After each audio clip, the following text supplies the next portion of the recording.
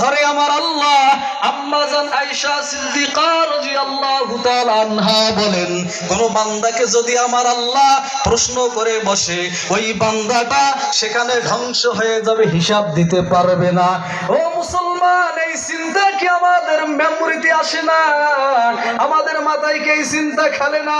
মালিকের কাছে কি জবাব দিব, মালিকের কাছে কি কৈফিয়ত আমরা পেশ করব? ও মুসলমান ভাই, একটু চিন্তা করে দেখেন, আজকে আমরা শিরক বেদাত দিয়ে ভরে গেছি। আজকে কবর পূজা করা হয়, আজকে মাজার পূজা করা হয়। আল্লাহ রাসূল সাল্লাল্লাহু আলাইহি সাল্লাতু ওয়াসসালাম বলেন, কবরের উপর কোনো চাদর, কবরের উপর কোনো ধূপকাঠি, কবরের উপর কোনো মোমবাতি, কবরের উপর কোনো আগরবাতি দেওয়া যাবে না। কারণ যদি এগুলো জায়েজ থাকতো, আল্লাহ রাসূলের কবর আজকের মদিনার জমিনে আছে।